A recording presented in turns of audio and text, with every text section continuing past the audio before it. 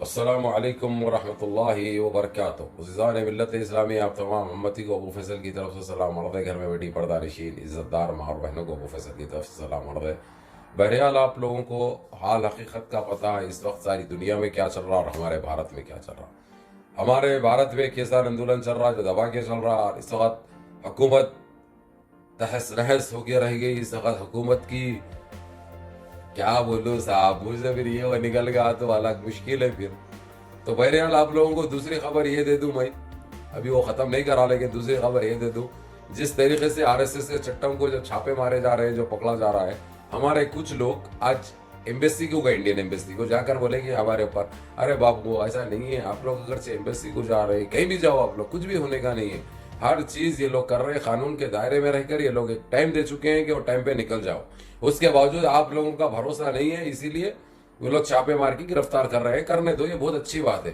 कर रहे तो सिर्फ आरएसएस को कर रहे हैं। जो ऐसे लोग हैं वो लोग पहले ही बता चुके हैं कि कुवैत 21 फरवरी तक पूरा साफ चाहिए, उसके बावजूद ये लोगों को टाइम देके इतना वक्त हो गया, लेकिन ये लोग एक्शन नहीं लिए थे, इसलिए इनको फिर एक्शन का रिएक्शन देना पड़ा, इनको एक्शन लेना पड़ा फिर, इसीलिए लोग एक्शन ले रहे हैं। इसलिए आप लोग एम्बेसी में जाने से कुछ नहीं होता, आप लोगों का वक्त खराब, आप लोगों का पैसा खराब, आप लोगों का चुप एनर्जी वेस्ट हो रही है आप लोगों की। इसलिए आप लोग खामोश रहो। ये बात अलग है कि ठीक है वो लोग आप लोगों के साथ फ्लाइट में रहते, आपके साथ आपके घर में रहते, मिलजुल के रहते आप लोग एक जमाने से, ठीक है, लेकिन देखो कि वो लोग क्या कर रहे हैं सारे दुनिया में, सारे आलम में, सारे आलम के लिए खतरा बने हुए, सारी दुनिया के लिए वो लोग एक खतरा बने हुए। तो इसे लोगों के ऊपर कार्रवाई करना बहुत जरूरी है। आप लोग एम्बेसी जाके क्या उखाड़ लिए, कुछ मिला आप लोगों को? क्या बोली एम्बेसी आपको कि आपको क्या तकलीफ हुई? पकड़ ले वो लोग, पकड़ने तो उनकी कंट्री है, उनका मुल्क है, तो किसका इसमें वक्त खराब हुआ? आपका वक्त खराब हुआ, आपकी चुप, यानी क्या बोलूं भाई, आप लोगों को समझ जाओ, अक्लमंद को इशारा काफी। आप लोग खुद बोल दो कि यहाँ पर इतने हैं, इतने रहते हैं, आप लोग खुद गिरफ्तार करके उनको दो, इसमें आप लोगों की इंसानियत सामने आती। आप लोग उनको बचाने की क्यों कोशिश कर रहे? क्यों आपकी कोई बहन नहीं लूटी, आपकी कोई बेटी को नहीं लूटा गया, क्योंकि आपकी माँ को नहीं गला घोट दिया गया, इसीलिए आपको महसूस नहीं हो रहा? अगरचे आपके साथ ये होता तो आप लोग ये कभी नहीं करते हरकत, कभी नहीं जाते एम्बेसी। आप लोग ये बहुत गलत हरकत करें, लेकिन आप लोग जाने से क्या ये लोग रुकने वाले हैं? बिल्कुल नहीं रुकेंगे ये लोग। जब तक काम खत्म नहीं होगा, जब तक कुफ्र करदार तक इनको नहीं पहुंचाया जाएगा। मेरी थोड़ा कमर दर्द है पीछे से, तो इसीलिए थोड़ा बेचैनी हो रही, लेकिन आप लोगों को मैसेज तो देना बहुत जरूरी है। जो गंद मचाए रखे हैं आप लोग, उस गंदगी को खत्म करना बहुत जरूरी है मेरे को, इसलिए मेरे को मजबूरन आना पड़ा फिर।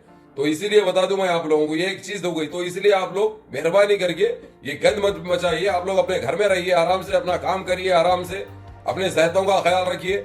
आप लोग छोड़ दीजिए आरएसएस को, आरएसएस के चट्टों को।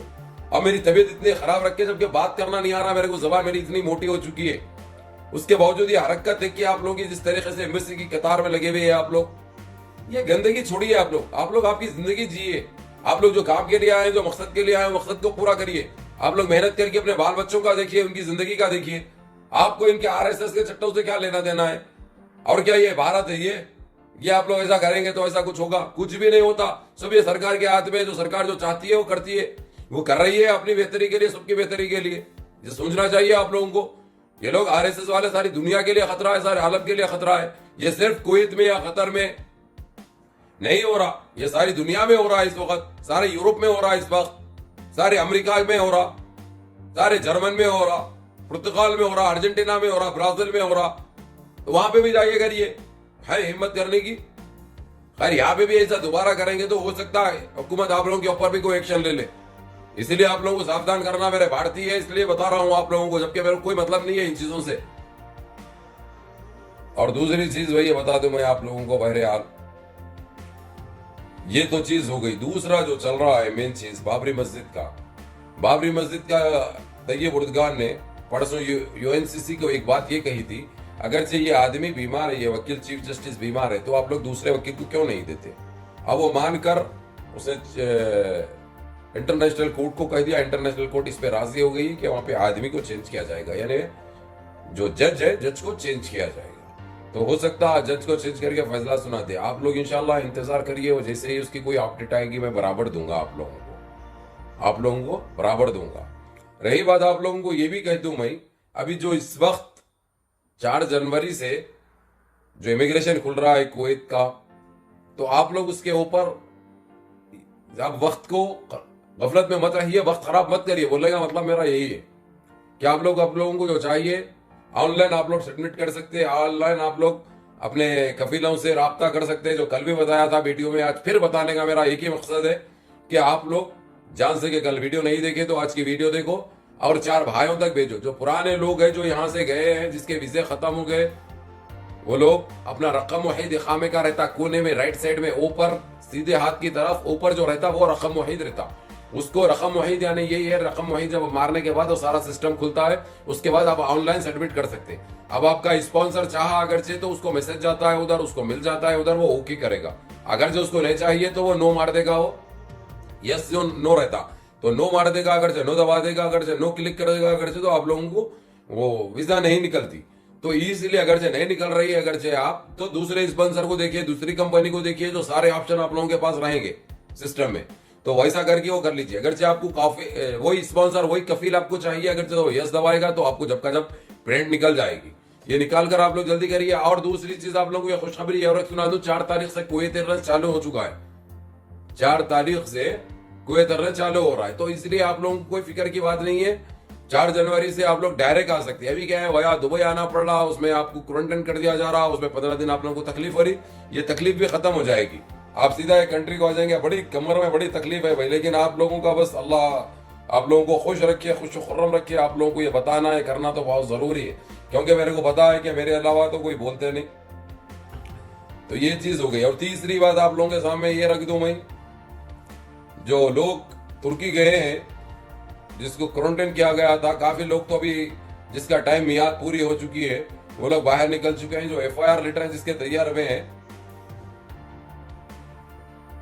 सॉरी FIR बोल दिया, देखो मेरी तबीयत बराबर नहीं है भाई, फिर भी मैं आप लोगों के साथ हूँ। मालूम तबीयत ऐसी रहते हुए भी ऑफर लेटर को FIR बोल रहे हैं। ऑफर लेटर को क्या बोल रहे हैं, देखो जिसके ऑफर लेटर तैयार हुए हैं, ऑफर लेटर भेज दिए गए हैं, और जिसके अभी नहीं हुए तैयार, वो तैयार हो जाएंगे, फिक्र मत करो। और आप लोग जितना जो मैं आप लोगों को पहले से बताते आ रहा हूँ, ये क्वारंटाइन होने की नौबत ही मत आने दो। अगर से आप लोग निकलते वक्त अगर से एक दिन पहले अगर कोरोना की निगेटिव रिपोर्ट ले ली अगर से, तो वो बेहतर रहता। पहले ये लोग इंडिया के नाम से डर रहे हैं, भारत के नाम से ये लोग डर रहे हैं। उसकी वजह जिस तरीके से यहाँ पे बताया जा रहा कोरोना का बोलबाला इंडिया में उतना नहीं होगा, लेकिन जितना दिखाया जा रहा इधर, तो मैंने काफी लोगों को समझाया, ये चीज गलतफहमी दूर करने की कोशिश की। अगर वैसा रहता, अगर इस तरीके से बताया जा रहा, तो हमारे पास आंदोलन नहीं चलता, रोड पे ऐसा लोग जमा नहीं होते। वैसा नहीं है, बिल्कुल गलत है, ये है। लेकिन जितना जो बताया जा रहा और लाखों की तादाद में, वैसा नहीं है। जितना हो सकता मेरे साथ, मैंने वो लोगों को यकीन दिया कि हमारे पास उतना नहीं है। ऐसा मत करो, आप लोग अपना काम जारी रखो, अपने काम को रोकने की कोशिश मत करो। मैंने काफी समझाया हूँ।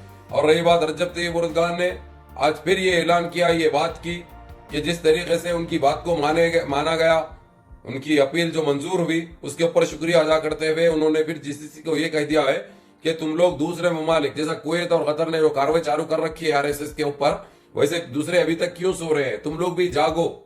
तुम लोग ऐसी कौन सी नींद में है जो नींद से नहीं जागी जा रही, तुम्हारी नींद खत्म नहीं हो रही। तुम लोगों को भी जागना चाहिए। RSS के ऊपर एक्शन लेना बहुत जरूरी है, क्योंकि ये लोग सारी दुनिया के लिए खतरा बने हुए हैं। उस खतरे को खत्म एक ही तरीके से, एक ही हाल में किया जाएगा, इनके ऊपर पाबंदी आयद करके, इनको जल्द से जल्द गिरफ्तार करके जल्द से जल्द इनको सजा देंगे। तो इसी तरीके से पाबंदी आयद करने में तो वो कामयाब हो चुके हैं। लेकिन कुवैत और कतर को छोड़ के सऊदिया हो गया, बहरीन हो गया, दुबई हो गया, ओमान हो गया। ओमान तो कर रहा कार्रवाई, लेकिन स्लो है, बहुत स्लो काम कर रहा। कुवैत सऊदिया और बहरीन तो बिल्कुल अभी तक इनके ऊपर काम चालू नहीं करे।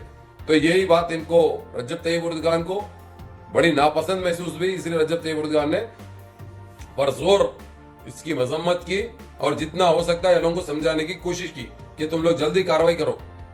तो बहरहाल आप लोगों को ये बताना बहुत जरूरी था, और ये हमारे भाइयों को समझाना बहुत जरूरी था, जिस तरीके से जो हरकत कर रहे हैं। तो इंशाल्लाह फिक्र मत करो, और जो कर रहे हैं वो लोगों को करने दो, बीच में अड़चने मत डालो। तुम डालने से होने वाला कुछ नहीं है, उल्टा तुम भी ब्लैक लिस्ट हो जाता है, तुम भी प्रॉब्लम में आ जाएंगे। इसलिए उनको बचाने की कोशिश मत करो, क्योंकि उनका वक्त आ चुका है। वो लोग बहुत कुछ ऐसी हरकत करें जो नाकाबिल बर्दाश्त है, नाकाबिल कबूल है, जो इंशाल्लाह उनको कुफ्र करदार तक पहुंचाया जा रहा। ये आप लोगों को बताना बहुत जरूरी था। इजाजत चाहता हूँ मैं। सलाम अलैकुम व रहमतुल्लाह।